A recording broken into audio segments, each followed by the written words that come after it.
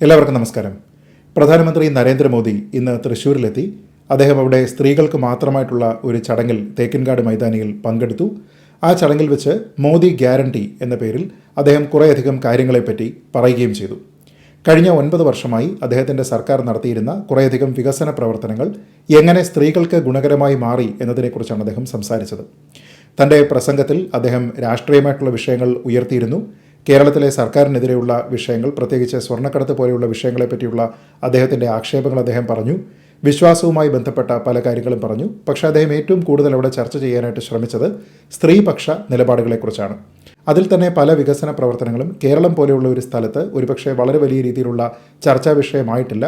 ഉദാഹരണത്തിന് ശൗചാലയങ്ങൾ നിർമ്മിക്കുന്ന കാര്യം, അതേപോലെ തന്നെ കുറഞ്ഞ നിരക്കിൽ സാനിറ്ററി പാഡുകൾ സ്ത്രീകൾക്ക് ലഭ്യമാക്കുന്ന പോളിസി തുടങ്ങിയ കാര്യങ്ങളെപ്പറ്റി നമ്മുടെ നാട്ടിൽ വളരെ വലിയ രീതിയിലുള്ള ചർച്ചകൾ ഉണ്ടായിട്ടില്ല. നമുക്കറിയാവുന്നതുപോലെ ഉയർന്ന ശുചിത്വ ബോധം പുലർത്താൻ ആവശ്യമായിട്ടുള്ള ഭൗതിക സാഹചര്യങ്ങൾ കേരളത്തിന് പരമ്പരാഗതമായിട്ടുണ്ട്. അതുകൊണ്ട് തന്നെ ഇതൊന്നും അർഹിക്കുന്ന പ്രാധാന്യത്തോടുകൂടി കേരളത്തിൽ ഒരുപക്ഷെ ചർച്ചയായിട്ടില്ല. എന്നാൽ മറ്റു പല സംസ്ഥാനങ്ങളിലും BJP തുടർച്ചയായി അധികാരത്തിൽ വരുന്നതിന് സ്ത്രീകളുടെ സാനിറ്റേഷനുമായി ബന്ധപ്പെട്ട പല നടപടികളും അവരെ സഹായിച്ചിട്ടുണ്ട് എന്നുള്ളത് ഒരു വസ്തുതയാണ്. എന്നാൽ കേരളത്തിൽ ഉൾപ്പെടെയുള്ള എല്ലാ വിഭാഗം സ്ത്രീകൾക്കും ഗുണകരമായിട്ടുള്ള പ്രസവാവധി 26 ആഴ്ചയായിട്ട് വർദ്ധിപ്പിക്കുക എന്ന പദ്ധതി, മുദ്രാ വായ്പ വഴി സ്ത്രീകൾക്ക് പ്രത്യേകമായി ലോൺ നൽകാനുള്ള പദ്ധതി, ജൻധൻ അക്കൗണ്ടുകൾ, സൈനിക് സ്കൂളുകളിലേക്കുള്ള പെൺകുട്ടികളുടെ പ്രവേശനം, സൗജന്യ ചികിത്സാ സഹായങ്ങൾ, മുത്തലാഖ് നിരോധിച്ച കാര്യം, അതേപോലെ തന്നെ നമ്മുടെ നിയമനിർമ്മാണ സഭകളിൽ സ്ത്രീകൾക്കുള്ള 33% സംവരണം തുടങ്ങിയ കാര്യങ്ങൾ എല്ലാ വിഭാഗം സ്ത്രീകളെയും അഡ്രസ്സ് ചെയ്യുന്ന കാര്യങ്ങളാണ്. ഇതുകൂടാതെ ഉജ്ജ്വല സ്കീം വഴി ആൾക്കാർക്ക് ഗ്യാസ് കണക്ഷനുകൾ എത്തിക്കുക, കുടിവെള്ളം എല്ലാ വീടുകളിലേക്കും ലഭ്യമാക്കുക തുടങ്ങിയ നിരവധി പദ്ധതികൾ ഇന്ത്യയിലാകമാനം BJP സർക്കാർ ആവിഷ്കരിക്കുന്നുണ്ട്. ഇത് വളരെ കൃത്യമായ രാഷ്ട്രീയ ഉദ്ദേശത്തോടു കൂടി തന്നെയാണ് പ്രധാനമന്ത്രി മോദി തൃശ്ശൂരിൽ അവതരിപ്പിച്ചിരിക്കുന്നത്. പ്രധാനമന്ത്രിയുടെ ഇത്തരത്തിലുള്ള ഒരു സമ്മേളനത്തിന് പിന്നിൽ വളരെ കൃത്യമായിട്ടുള്ള ഒരു രാഷ്ട്രീയ താല്പര്യമുണ്ട്. അത് 3 ഘടകങ്ങളെ ആസ്പദമാക്കിയാണ് ഇരിക്കുന്നത്. ഒരു BJP സ്ഥാനാർത്ഥിക്ക് തൃശ്ശൂരിൽ ജയിക്കണമെങ്കിൽ ഹിന്ദുക്കളുടെ വോട്ട് കിട്ടണം, ക്രിസ്ത്യാനികളുടെ വോട്ട് കിട്ടണം, അതേപോലെ തന്നെ സ്ത്രീകളുടെ വോട്ട് മൊത്തത്തിലും കിട്ടണം. അതുകൊണ്ട് തന്നെ ഈ ഓരോ വിഭാഗത്തിനെയും പ്രത്യേകമായി ടാർഗറ്റ് ചെയ്തുകൊണ്ടുള്ള ഒരു തെരഞ്ഞെടുപ്പ് പദ്ധതിയായിരിക്കണം അവിടെ BJP ആവിഷ്കരിക്കുന്നത്. അതിൻ്റെ ഭാഗമായി തന്നെയാണ് ക്രിസ്ത്യൻ വിഭാഗങ്ങളിലേക്ക് ഒരു ഔട്ട്റീച്ച് പ്രോഗ്രാം വളരെ കൃത്യമായി BJP നടപ്പാക്കാനായിട്ട് ശ്രമിക്കുന്നത്.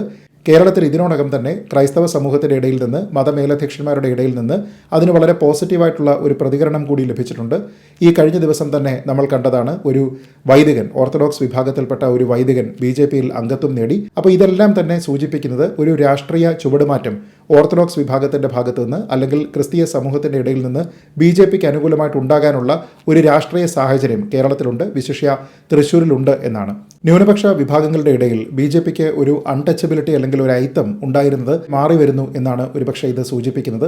ഇതുവരെ രാഷ്ട്രീയ നേതാക്കളിൽ നിന്നും, സഭയെ പ്രതിനിധീകരിക്കുന്ന ആൾക്കാരിൽ നിന്നും, രാഷ്ട്രീയം പരസ്യമായി പ്രഖ്യാപിക്കുന്ന പല വൈദികരിൽ നിന്നുമെല്ലാം തന്നെ ഉണ്ടായിരുന്ന ഒരു നിലപാട് തനിക്കിഷ്ടമല്ലാത്തതൊന്നും തന്നെ മറ്റുള്ള ആൾക്കാരും ഇഷ്ടപ്പെടരുത് എന്ന രീതിയിലുള്ളതായിരുന്നു. എന്നാൽ അതിൽ ഒരു മാറ്റം വന്നിട്ടുണ്ട്. അതുകൊണ്ട് തന്നെയാണ് ഇങ്ങനെ പല ആൾക്കാരും BJPയിലേക്കുണ്ടായിരുന്ന ഒരു അയിത്തം ഇപ്പോൾ മാറ്റിയിട്ട് അവരോടൊപ്പം തന്നെ നിൽക്കാനായിട്ട് തീരുമാനിക്കുന്നത്.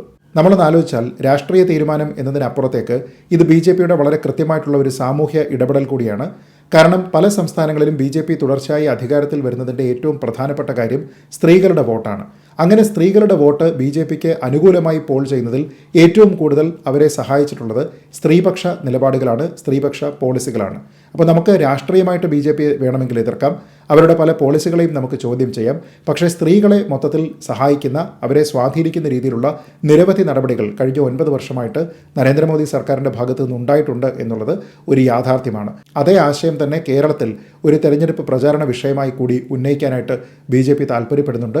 അപ്പോൾ അതിൻ്റെ ഉപഭോക്താക്കളായിട്ടുള്ള ആൾക്കാർ സ്വാഭാവികമായിട്ടും BJPക്കൊപ്പം നിൽക്കും എന്നുള്ള ചിന്തയാണ് അവരെ നയിക്കുന്നത്.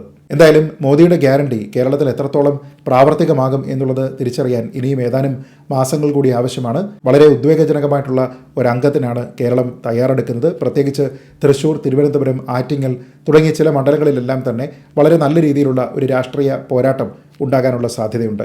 എന്തായാലും ഇനി വരുന്ന നാളുകൾ, വരുന്ന ആഴ്ചകളെല്ലാം തന്നെ തെരഞ്ഞെടുപ്പുമായി ബന്ധപ്പെട്ട കൂടുതൽ ചർച്ചകളാകും നമ്മുടെ സമൂഹത്തിൽ തുറന്നിടുക. എന്തായാലും എന്തായാലും ഇതിൽ ഏറ്റവും പോസിറ്റീവായിട്ട് എനിക്ക് തോന്നിയത് പ്രധാനമന്ത്രി മോദി അദ്ദേഹത്തിൻ്റെ പ്രസംഗത്തിൽ രാഷ്ട്രീയമായിട്ടുള്ള കാര്യങ്ങളെക്കാൾ കൂടുതൽ പ്രാധാന്യത്തോടുകൂടി സംസാരിക്കാനായി തിരഞ്ഞെടുത്തത് അദ്ദേഹത്തിൻ്റെ വികസന പ്രവർത്തനങ്ങളെക്കുറിച്ചാണ്, പ്രത്യേകിച്ച് സ്ത്രീപക്ഷ വികസന പ്രവർത്തനങ്ങളെക്കുറിച്ചാണ്. അത് ശുഭകരമായിട്ടുള്ള ഒരു കാര്യമാണ്. അങ്ങനെ ശരിയായ വികസനവുമായി ബന്ധപ്പെട്ട സ്ത്രീകളും വികസനത്തിൻ്റെ ഭാഗമാണ് എന്ന രീതിയിലുള്ള ചിന്തയോട് കൂടിയിട്ടുള്ള പല പദ്ധതികളും ഇനി വരുന്ന നാളുകളിൽ ഇവിടെ ചർച്ച ചെയ്യപ്പെടട്ടെ എന്ന് പ്രാർത്ഥിച്ചുകൊണ്ട് ഈ വീഡിയോ അവസാനിപ്പിക്കുന്നു. നിങ്ങൾക്ക് നന്ദി. ജയ് ഹിന്ദ്.